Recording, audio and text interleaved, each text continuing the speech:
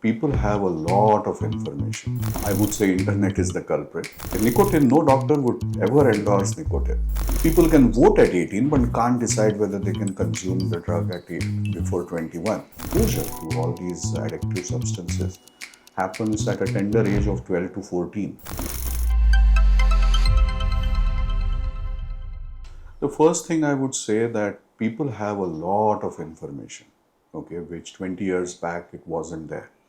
I would say internet is the culprit, okay, and unfortunately the information that is available on the internet is extremely biased. The second thing is that the media has portrayed all these substances towards some kind of a modernity. Okay, so if you have arrived in the society and if you want to belong to a society, then these drugs, including alcohol or whatever other drugs we are talking about, they need to be a part of your society, and that is something. This concept has been sold, okay, to the most. Then there was a change that some drugs, cannabis specifically, was legalized in the United States of America, and the whole world seems to ape America. So obviously, people started questioning about the harms of cannabis. That if it can be legal in the developed country, why can't it be? Somewhere something got lost in translation, and what people started feeling is that legalization is medical endorsement. Okay, now these are two different concepts. Okay, nicotine, no doctor would ever endorse nicotine or alcohol for that matter. But it was suddenly translated that it is medically endorsed. Okay, and there were series of arguments that why should I not take? That has led to early exposure of drugs to people who are curious or people who are naive or young people who have gone through some kind of a stress. Okay, and that is the reason why now we get statistics that the first exposure to all these addictive substances happens at a tender age of 12 to 14. Okay, and what we know is that if this exposure happens below the age of 15, then the likelihood of social damage associated increases 5 times. Okay, if the exposure happens after 21 and before this is the difference. Okay, but people are not aware of it. And then there are arguments in societies where people can vote at 18 but can't decide whether they can consume the drug before 21. Okay, but statistically it is proved that before the age of 21 these drugs have more harm to the formative brain than after 21. Okay, all this put together, okay, the society itself has changed. Okay, even the adults have changed. Okay, the way we would celebrate 20 years back or 30 years back has certainly changed. And any kind of celebration, any kind of festivities, okay, the normalization of consumption of addictive substances has gradually happened. Okay, and the kids are seeing that. I would say that biggest misconception is that I would be able to control. Now, it happens because of not majority of people who consume drugs, okay, they turn into an addict. Okay, it's a gradual progress, just like people consume sugar, but they don't have an intention that they want to be a diabetic one day, right? But we all know that consuming sugar is not a good thing.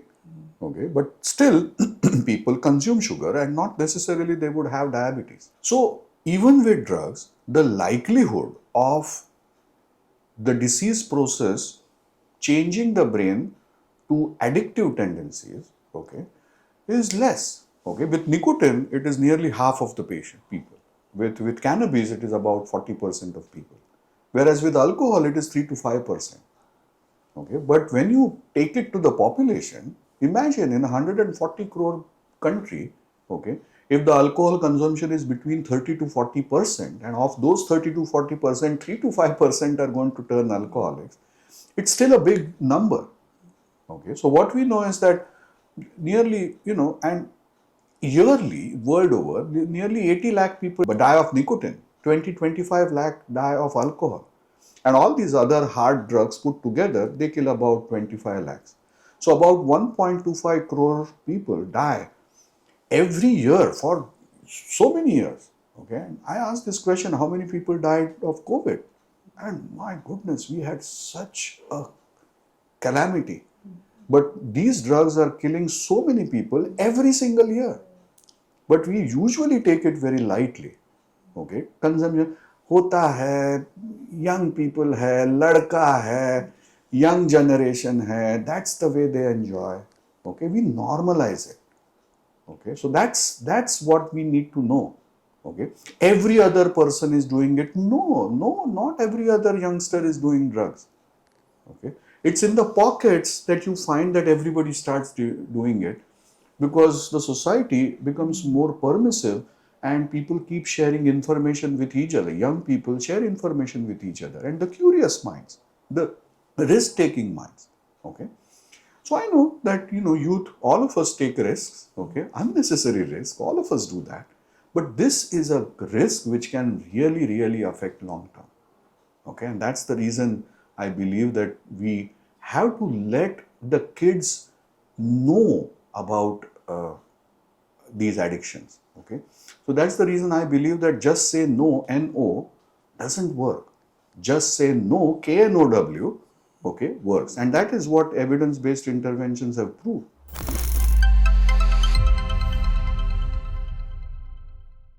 So what happens with addictive substances is that the brain changes that happen post-exposure. So anybody who consumes these drugs feels good. Okay, and that's the reason the person wants to repeat it. Okay. Now he keeps repeating it, he starts seeking opportunities to repeat. Okay, and he experiences that goodness the same way he experiences the first time. Later on, he starts feeling people who start consuming them in an abnormal way, they don't immediately start falling in the gutter. Okay. What happens is that they start looking out for opportunities. So they start seeking friends or opportunities where the likelihood of that drug is more. Okay. And then there are 10 different friends set, okay, where the other people might be consuming once a month, but I belong to all those 10. Okay. So then my frequency starts going up. And then after a while, what happens is the carriage goes in front of the horse. Okay. So the urge starts developing. Okay. And then I don't look for a party. I don't look for an opportunity. I create the opportunity. And that is where the urge starts dominating. And then the person starts, alcoholics many a times say that in the afternoon, ghanti bajti hai. Okay, they might have decided in the morning that they won't drink alcohol. They would have taken a vow on their parents' head, the children's head, the wife's head, local devta, sabke samne. Okay, but as the afternoon approaches, by 3 o'clock, they start feeling, abhi kahan se milegi? Okay, and what do I tell my family? Okay, once I consume, how do I provide for that drink? Okay, so that preoccupation with procuring the drug, okay, is a pathognomonic sign of the addiction settling in.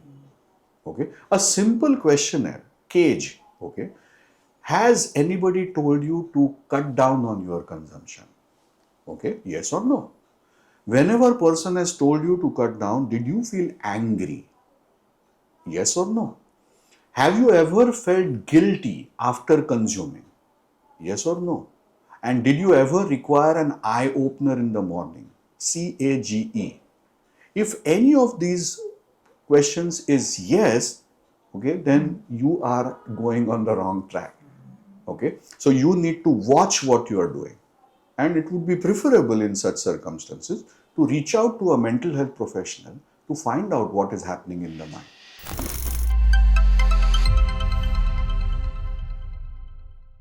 There are, people feel that only people that we should be looking out for is people who have consumed the drug. Okay, so many a times on school picnics, kids land up having a drink, okay, or smoke a cigarette or inhalant use. Okay. Now, what we know is that the first exposure, if that happens, usually it is reprimanded, it is punished. Okay, and that is where kids disconnect from responsible adults. Okay, the responsible adults have to show a different reaction, something which is more towards understanding the kid and his reasoning for using that drug. Why did he feel curious about consuming this thing? And surely they try to hide, so they know that it is wrong. Something that they are doing is wrong. Okay, if they are so naive that they did not know that there was wrong, they would come and tell you that I did this. Okay, but no kid does that, so they know that it is wrong. So there are once you screen and once you identify that there is a first exposure, then immediately the person has to be seen by a mental health professional, and you require brief intervention. And the chance that the person will have a drink before the age of 21, okay, is reduced by 80%. So brief intervention is necessary. Okay. The second thing is that people who usually go for these consumptions, okay, usually they come either from poor backgrounds or difficult backgrounds, not necessarily poor, but high stress situations or adverse childhood events. Usually schools are aware, okay, that this family has a problem, this family has a problem. So people who have adverse childhood events, okay, they need to be identified by the class teacher and if possible referred to the school counselor. If the school counselor is not available, then discuss it with the school committee and try to find out where the person can be referred or the family can be referred. Okay. So preventing, and the third thing is that there is going to be some person, okay, amongst your class, okay, who is already thinking, has seen an advertisement, has seen a film, okay, or has met a friend who is 3 years senior to him and he has told him about this drug.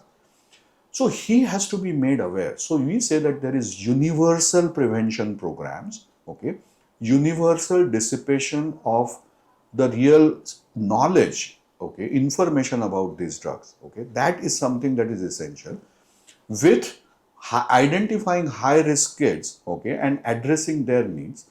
And the third is that if somebody has already consumed, brief intervention and screening.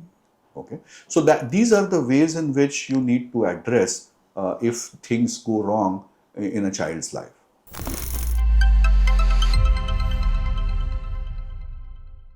I always say that for perpetuation of addictions, okay, there is a community which is continuously working for it.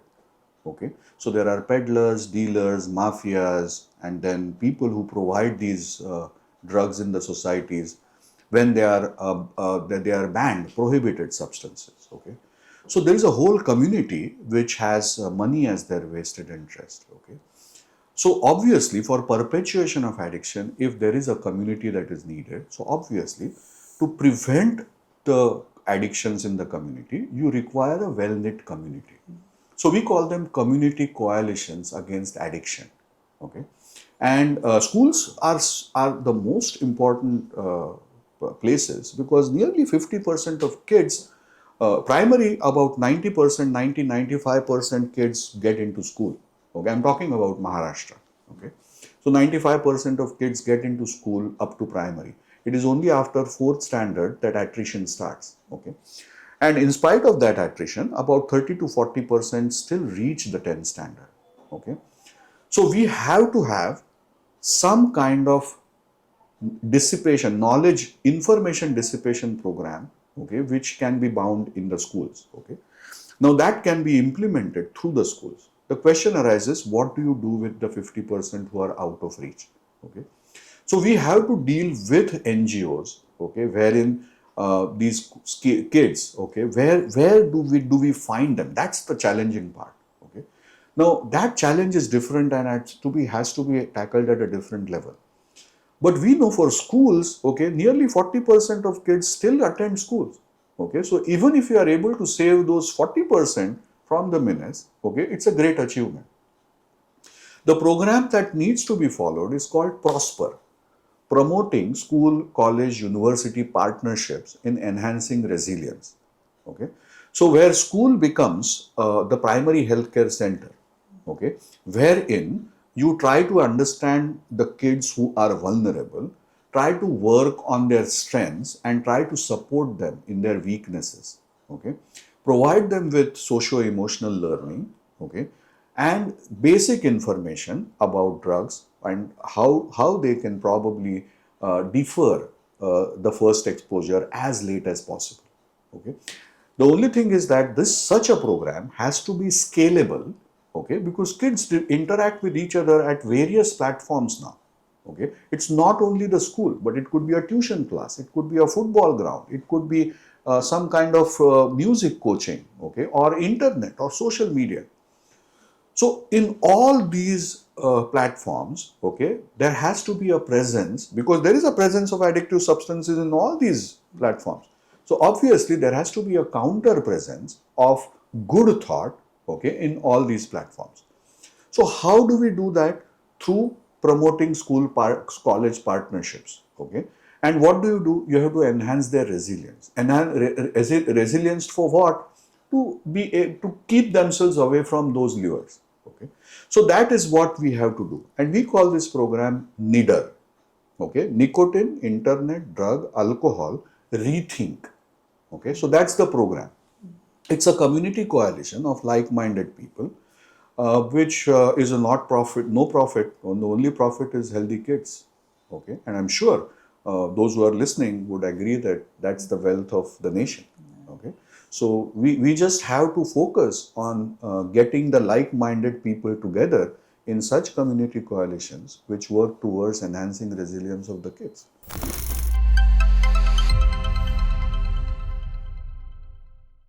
The first thing that they misunderstand, okay, is that substance use is the stuff, okay, regular stuff, okay. It's not. Normalizing of addictions, okay, is still there is a minority of people who consume these drugs, okay. That is one. Second thing is that, some people do have, but it is because of a weakness. Okay, their willpower is less. Okay, I have to tell them that, well, this is not a problem of willpower. Okay, because people who have addiction in their businesses, in their professional lives, okay, they would have shown tremendous progress. Okay, so Winston Churchill is one of the examples. He fought the World War and won it for Great Britain. You can't say that he didn't have willpower. Okay, can you? So it's a myth. Okay, the third myth, okay, is that the person who consumes, okay, is a sinner. Okay, in lots of interiors of our country, you would say that there are many a times these people are taken to dargahs, and they are bashed, they are tied, okay, as if they are insane. Many mental health people are mentally sick people go through those agonies. Uh, Sometimes people feel that this is a man of bad character, okay, or completely insane, okay. But why? Because why would a person do such harakiri? In spite of having a liver cirrhosis, okay, having vomited half a bucket of blood, the patient is discharged from the hospital, and the first thing he does is goes and has a drink. Okay, how can you? What rationality can probably help us understand why would such a person do such a thing? So many times they feel that it's either a bad person or a mad person, okay, but very few people understand that he is a sick person, okay. It's the motivational and desire circuit in the brain which is hijacked, okay, and that's the reason, in spite of him not wanting, okay, he keeps consuming, okay. The fourth thing is that I will be able to, if I have addiction, I will be able to control it on my willpower. Okay. Now we know that not willpower, but willingness to change is important. Okay. Because, uh, you know, with addiction, there are too many changes in the brain that happen. Okay. And just stopping drugs, okay, is not going to bring about the reversal of all these changes. Okay, it's not something like a shirt that you have washed and the water goes away and it is again wearable. Okay, there is a lot of wear and tear that happens because of the oxidative stress that these chemicals do in the brain, and that is the reason why the brain changes, okay, not only in its chemical functioning but even in its physical functioning, even it is in the brain cell volumes. And what we know is that the part of the brain which is up behind my forehead called frontal lobe, okay, the volume of the frontal lobe is directly associated with the outcomes of addiction. So if the frontal lobe volume is less, okay, then the person is certainly addicted. Okay, non-addicts rarely show this, even with exposure of these drugs. A non-addict will rarely show the frontal lobe volume going down. When they stop drinking, the frontal lobe volume comes back. Okay, and this ability of the frontal lobe volume to come back decides the outcome. So if after stopping the frontal lobe volume doesn't come back, then he would keep relapsing. He would not recover. So we know that the brain changes, but some brains are more neuroplastic than the others. Okay. So all these things need to be understood by people, and people have to know that it's a brain problem, okay, of motivation and desire, which is hijacked by these drugs. Know about these drugs, okay, and then decide what you want to do. Preferably, don't do drugs till 21.